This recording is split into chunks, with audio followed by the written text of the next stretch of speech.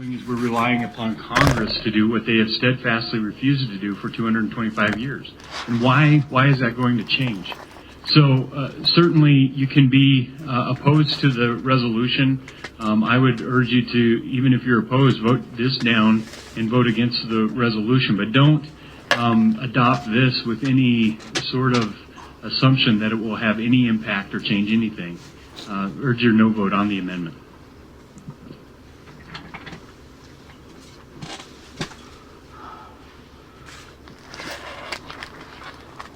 Anyone else for the first time? Oh, Representative Winters, please. Hello there, Mr. Speaker. Thank you very much, and I agree with the words of the previous speaker. I asked for your no vote on this particular amendment, and just to point something out, there have been over 400 such resolutions over the last couple hundred years asking for Congress to do several things. And just to remind you, there are two ways of utilizing Article 5.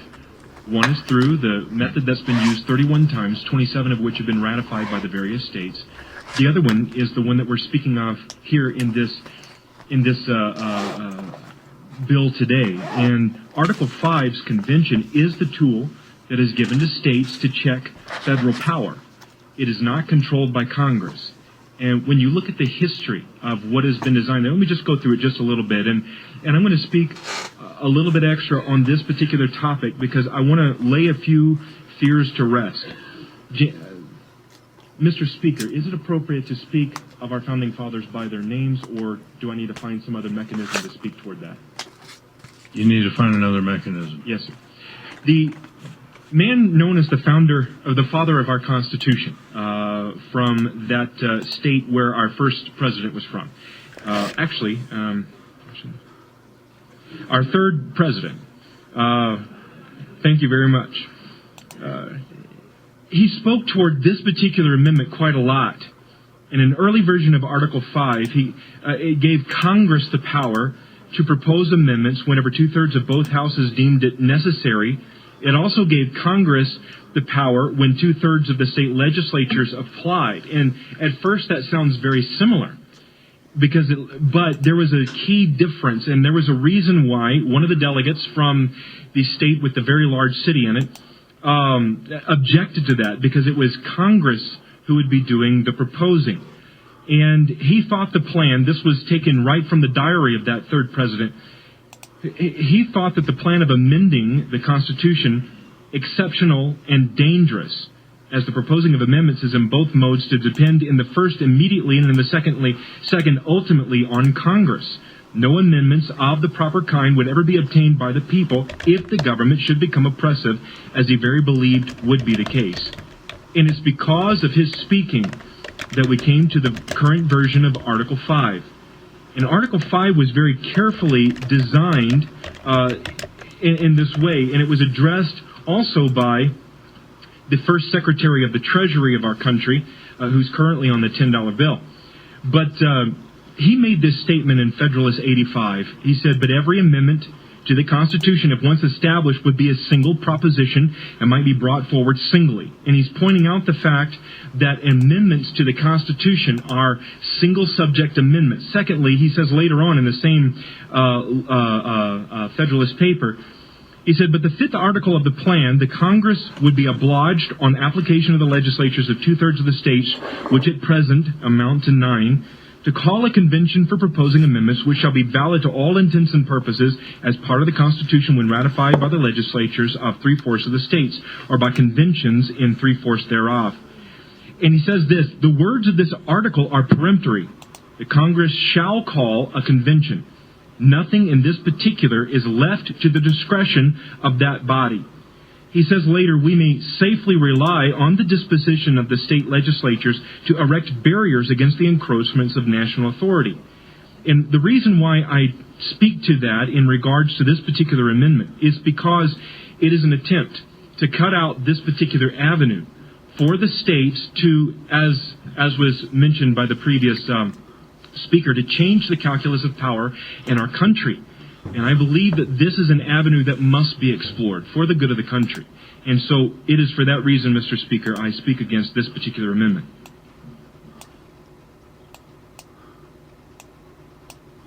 Representative Kirkbride for your first time.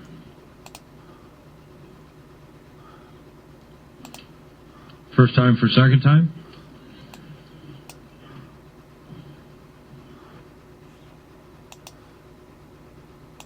Anyone else for their first time? Anyone for their second time prior to the sponsor? Representative Croker. Thank you, Mr. Speaker. And I agree. I'm not trying to imply that calling an Article 5 Constitution is unconstitutional. I know it's a tool that's there, but the fact of the matter is one has never been called, so we don't know what the results would be. We don't know if there is an element of it that could get out of control or we don't like. So, like I said, I wanted to present this as an alternative. Vote your conscience. I'll call for the question. We're voting on third reading amendment number 2 to House Joint Resolution 3. All in favor signify by saying aye. Opposed, no. No. Third reading amendment number 2 has failed. We're now on third reading amendment number 1 to House Joint Resolution 3. Representative Edwards.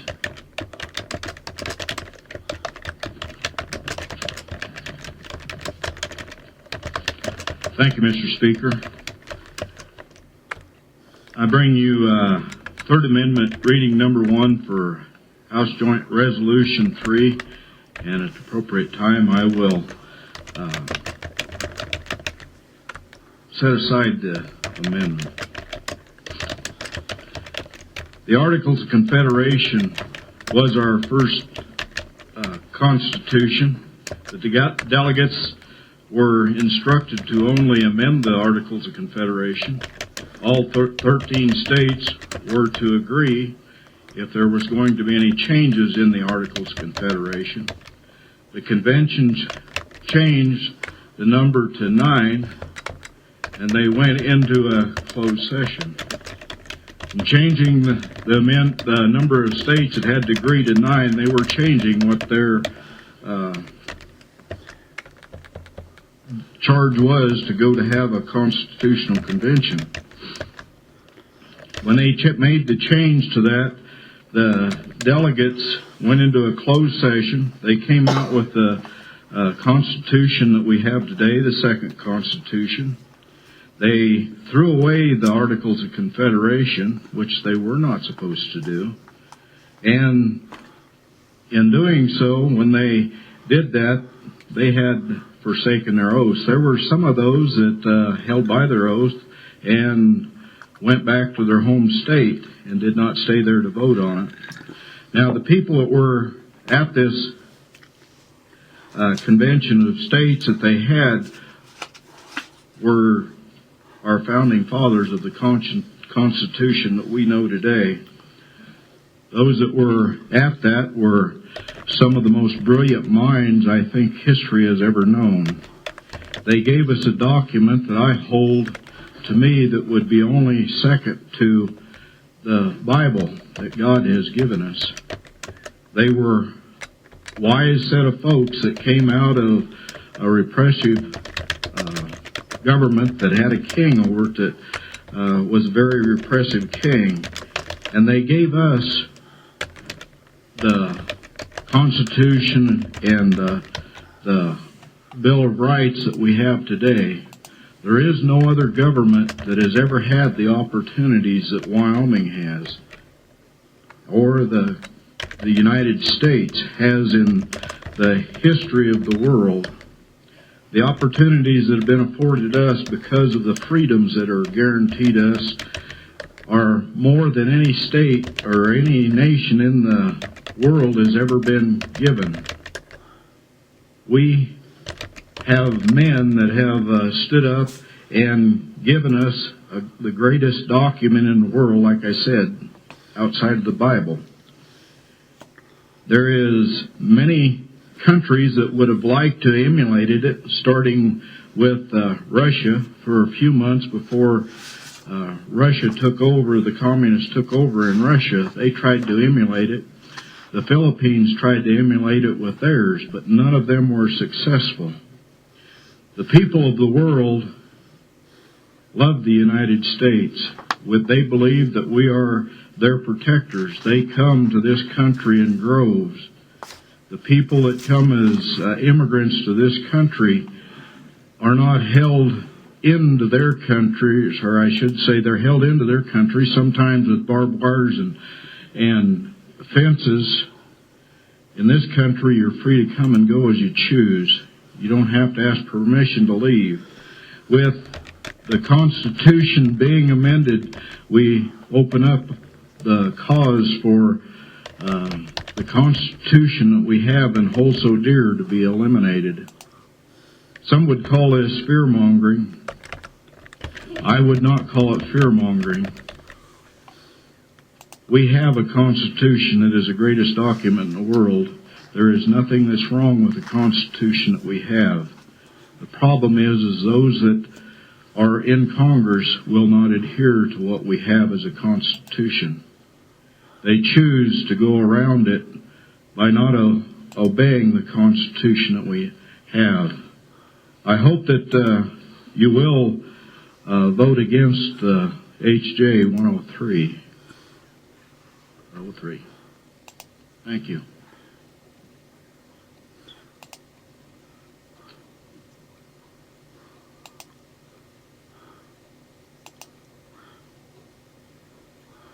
Mr. Speaker Pro Tem. Thank you, Mr. Speaker. On and against the amendment and in favor of the bill. And I agree with much of what the last speaker said, and I share his appreciation for and devotion to our Constitution. But one thing I don't share is the focus on the past. And the whole discussion was about the past. I think what's more important is the future. Because what is at stake is the future. Not only our future, but our children's future and frankly our grandchildren's future. Because what we have is a national debt that will serve as handcuffs for generations to come. That will serve as an anchor on the economy for anchors to come, for decades to come, unless we do something about it. And so the question then becomes, how is doing nothing, is voting against this resolution calculated to do anything about that, what is really a national tragedy? And it doesn't. And there's been lots of discussions. I know you've all received phone calls, as have I, and emails about the uncertainties. And the uncertainty about what does this ultimate proposed amendment look like? There's questions about how do you control the budget? What impact does that have on the states? And there's a lot of uncertainty. And that's why it's the process of going through, of debating an amendment, of getting an amendment that 3/4 of the states can agree to, and then having it ratified. But I think even more important than that uncertainty is what is the certainty? And the certainty is, if we do nothing, if we do not pass this resolution, if we do not join the other 28 states that have done so and invite the other 6 that we need to get a constitutional convention, we know what the result will be. It will be the same irresponsible spending that we see decade after decade. It will be the same non-responsiveness that we see from Congress when we make repeated calls for a balanced budget and are ignored. So the certainty is, if we sit here and we vote no, nothing will happen. So I would challenge you to step beyond fears, step beyond uncertainty, take a leap of courage and avail ourselves of the solution that our founding fathers gave us in that document. The Constitution is an amazing document, but it's not perfect. We've changed it. We've changed it over and over again. And the founding fathers knew that there would be changes that made sense, and they gave us the authority to do it, and they gave us, as states, the authority to set parameters around the federal government. And I think it's time, and long time, that since we should have done that. So I would just ask for you to vote no on the amendment, support the bill, and let's take this courageous step forward. Representative Winters. Thank you, Mr. Speaker. And I also want to express my approval and commendation of those who have expressed their fears. on this because I believe that what they're expressing comes from an obvious love of the Constitution, and I share that same love. And so I want you to know that right off the bat. I appreciate what I'm hearing, but I want to just speak to a couple other things too. I understood the statement that was given by the bringer of the amendment, that the Constitution is not the problem. And I would agree, the Constitution is not the problem. It is the various interpretations of the Constitution that have arisen over time.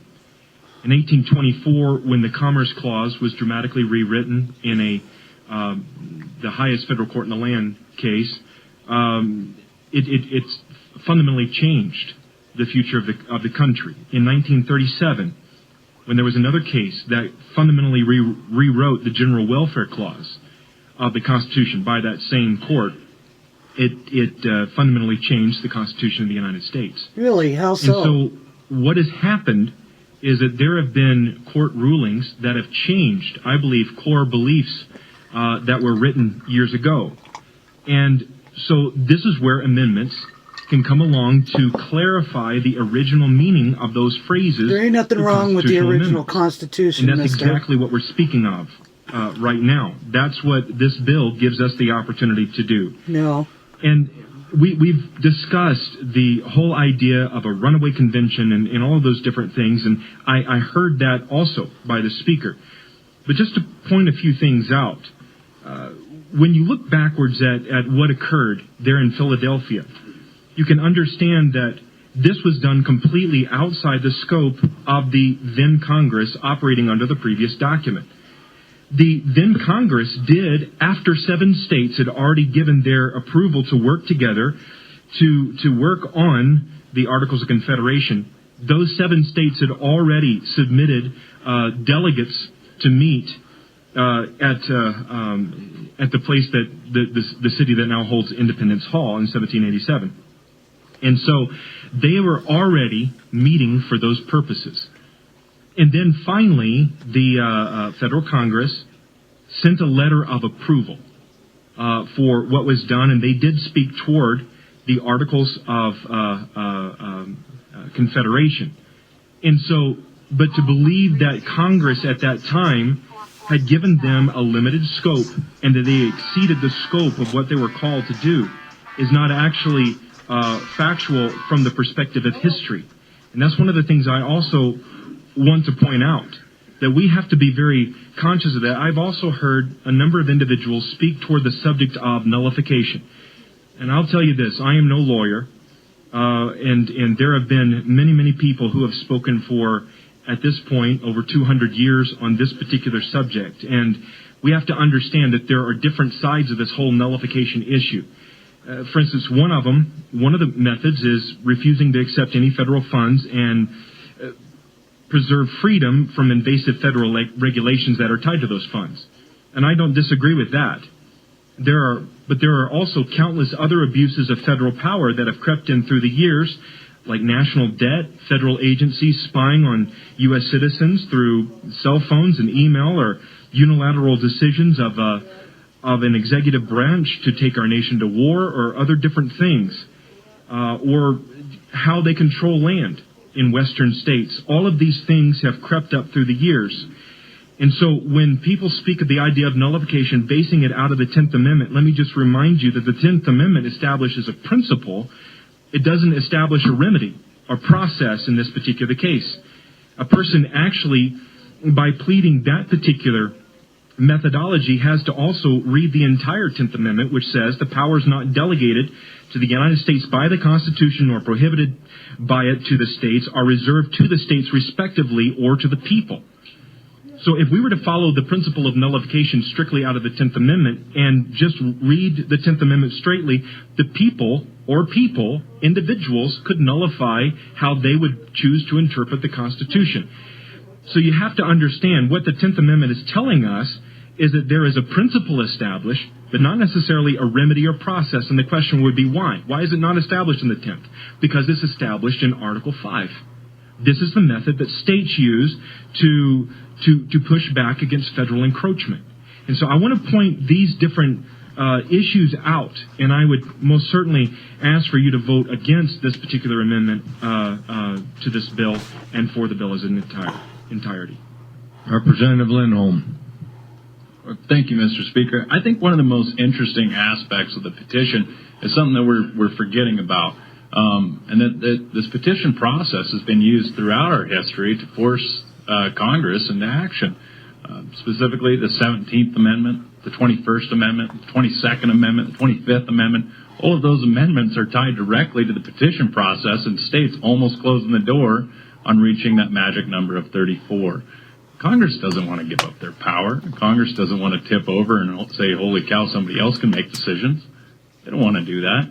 And so that's why, in those instances, they have tipped over and done what the people were asking.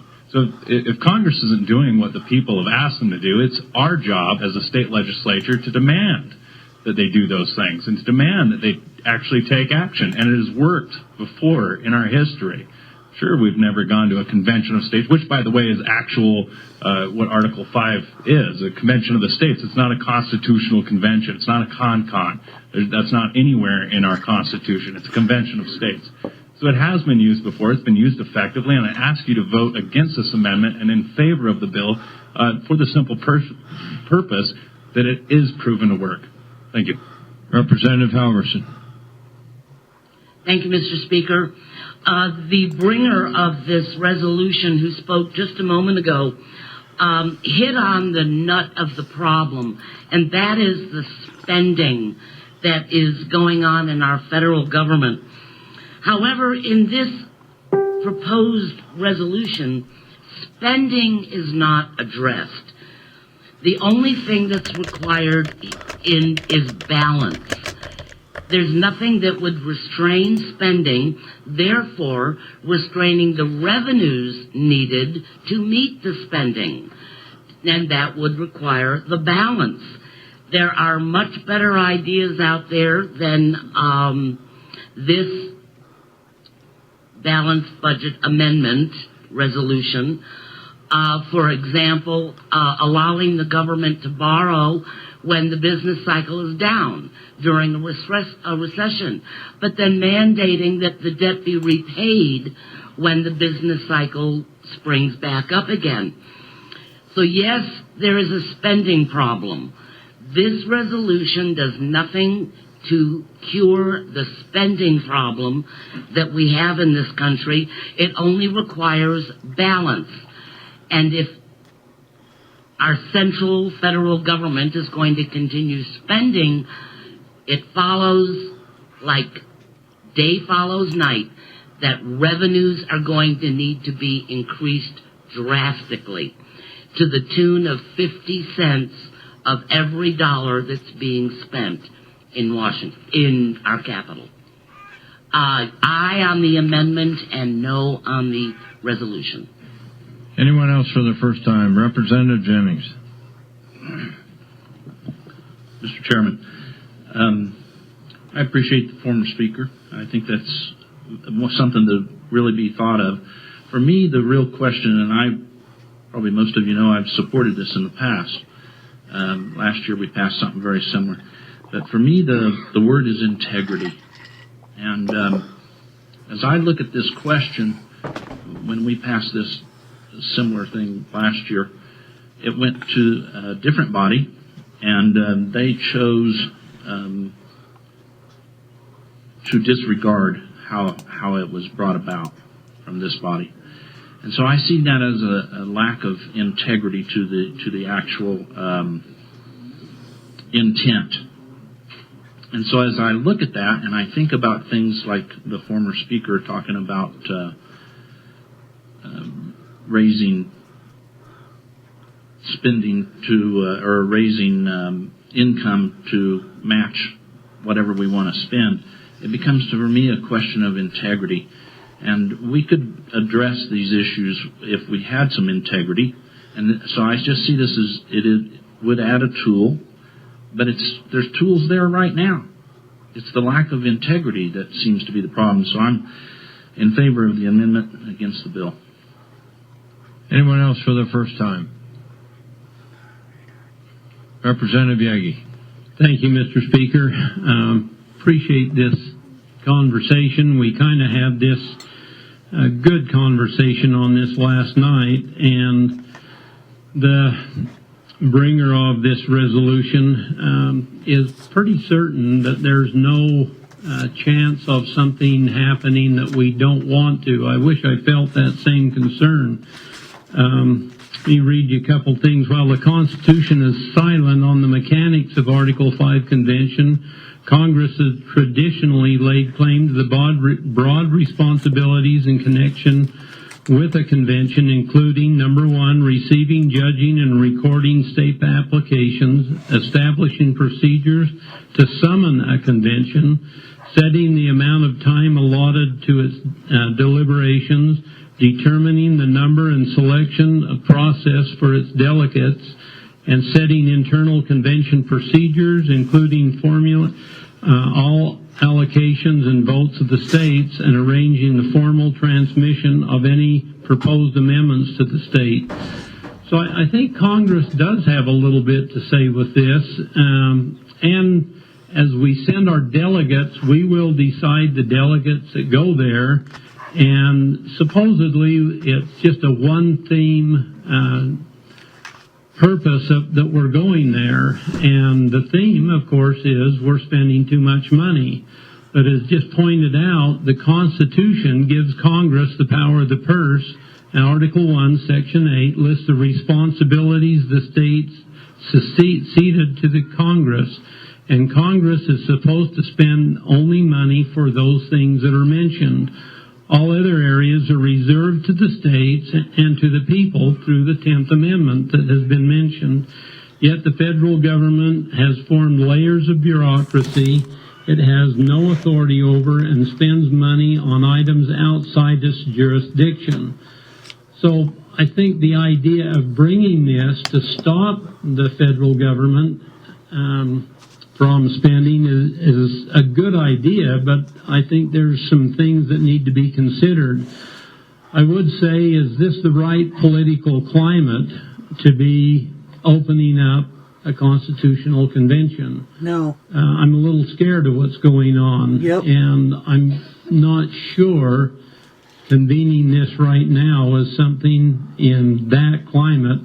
Let's get it settled a little bit, see where we are before we get into this.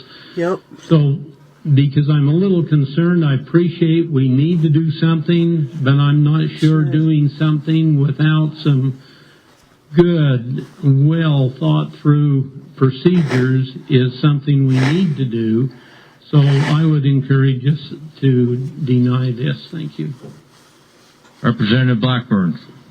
Mr. Speaker, friends of the House, I think we all fear this to some extent, but I think we, through the years, have said, well, we'll do something. We send people to Congress, and they said they'll do something, and nothing ever gets done. So when do we make a stand? Do we make a stand now, or do my grandkids and great-grandkids make that stand? I'd rather do it myself. Better off. Thank you. Come on, Reader. Croker. Anyone else for their first time?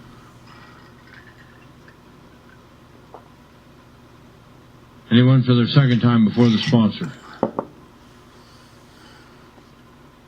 Representative Winters. Thank you, Mr. Speaker. I appreciate all of the comments that I've heard this far and respect those individuals as they have brought them. And let me just tackle a couple things here. And I heard someone mention something about a single subject question, and I ran into a really fancy word, and I think that those whose profession is that of in the law would be able to speak at length on this particular subject, but it's a Latin term called ultra vires, and it speaks toward people speaking beyond the subject, beyond the question that has been brought. And in that particular case, they've made it very clear in an Article 5 Convention for Proposing Amendments that amendment, once it's been brought by 34 different states, if someone attempts to bring something that is outside the scope or beyond the scope of that particular amendment, that it is actually at that point considered invalid. And so you have to understand about this subject of the single subject question. I've already read to you from the statement in Federalist 85 where that is exactly what one of the founders spoke of in trying to disseminate information about what had happened at the Constitutional Convention. In the Federalist Papers, he made it clear that these were single subjects, and then later on in the next sentence he uses the word singly. And so let me just say that right there, that single subject question, I believe, is historically, and I think also through jurisprudence, would be considered maybe a fear too far. Secondly, the question of the role of Congress. Let me just give you a couple reports that I've been able to take a look at. In this particular case, that federal legislative body actually had their version of LSO take a look at this, and they did submit some things, and of course they were looking at it strictly from a congressional perspective. And they brought out a few things. Congress is obligated to call a convention for proposing amendments if 34 states apply. It's one of the things they said, frankly. The founders included in this process as a way for states to bypass Congress in getting needed amendments passed.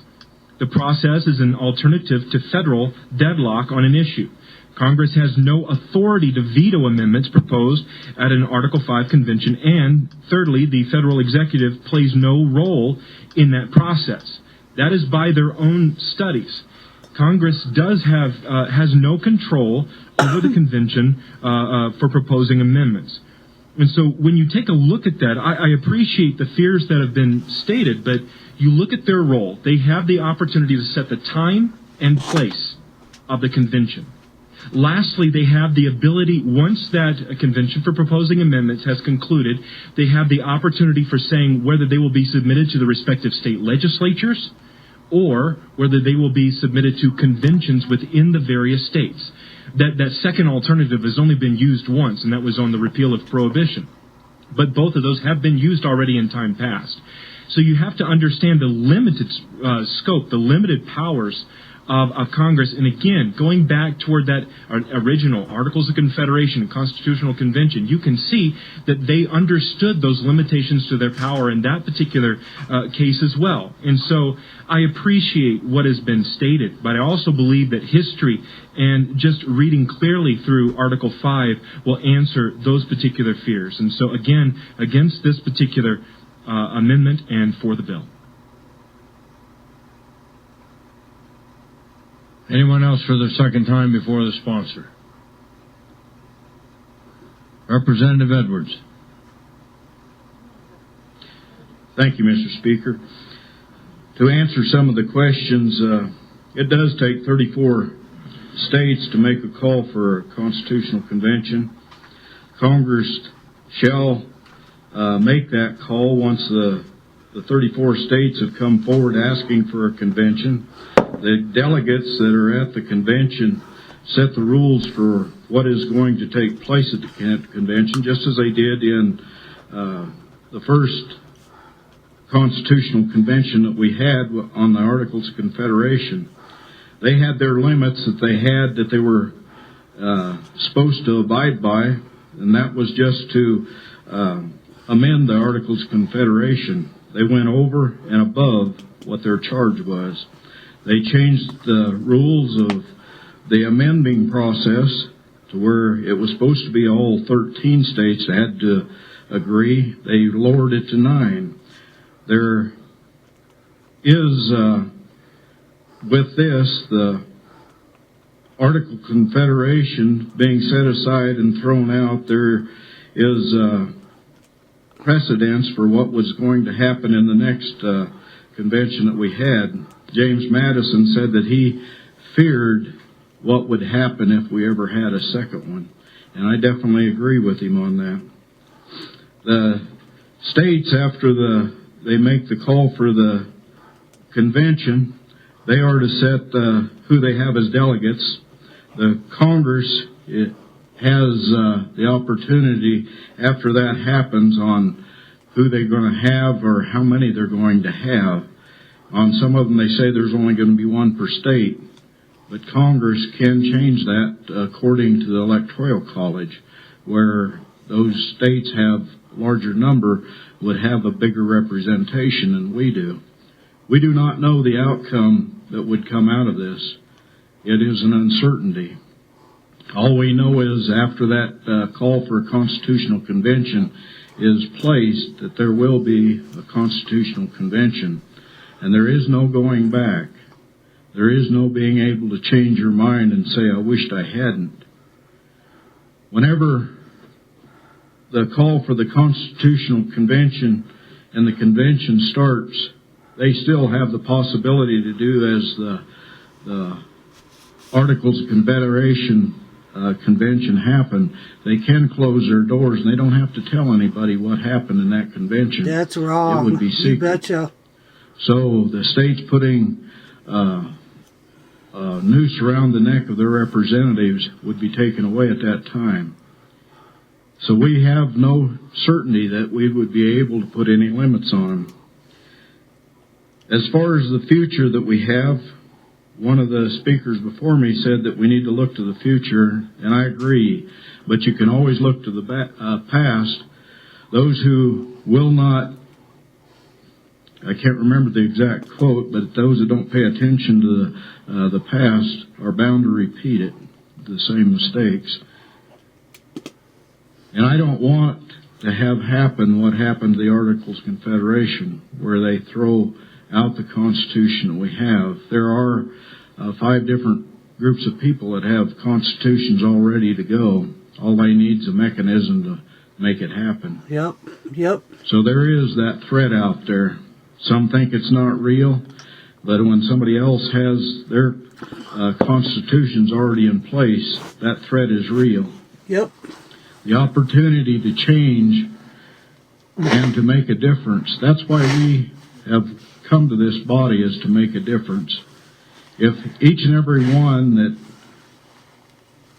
is pushing for a constitutional convention, if they were as committed to having the Congress balance the budget now, if they were to put their focus strictly on the representatives and senators in Congress, I believe that you would probably already obtain that goal, because they would have Good such point. heat on them because they knew that you were serious.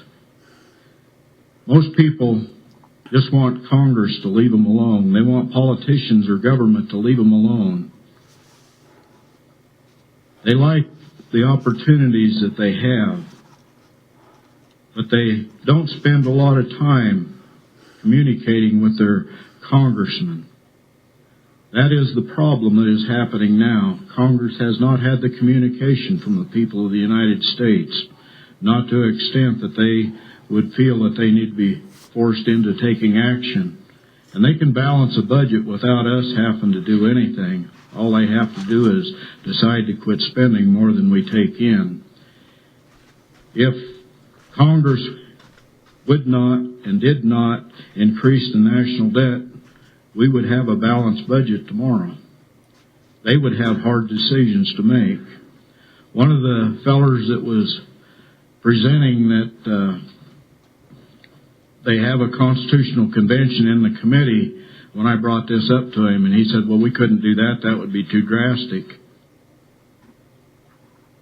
If it was too drastic to do, and it would take several years for them to come up with a way to balance the budget, where are you really going to go? How long is it going to take? The fears that this body has in being able to keep our country from being ruined by the debt that we have, it still remains. We need to make sure that there is no canceling out of our Constitution that we have, and keep what we have for our children and their posterity, that we may be able to go ahead in the future and be thankful for what our founding fathers did. I will always look back on that past and be thankful for those who gave, in some cases, they gave their lives to give us what we have. I will always defend that. At this time, I will withdraw my amendment, and I am on and against HJ 3. Thank you. Third reading amendment number 1 to House Joint Resolution 3 has been withdrawn. House Joint Resolution 3 having been read 3 separate times. The question is, shall the bill pass? The chief clerk will call the roll.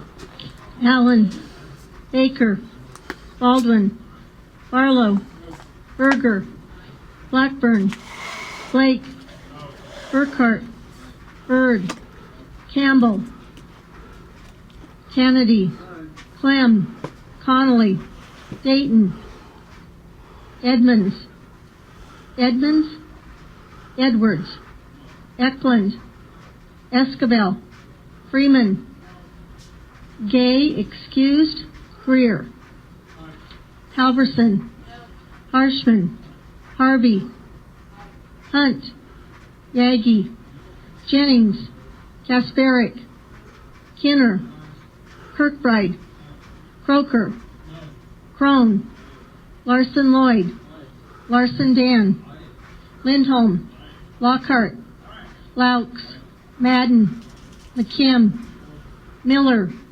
Moniz, Nicholas, Northrup, Paxton, Pelkey,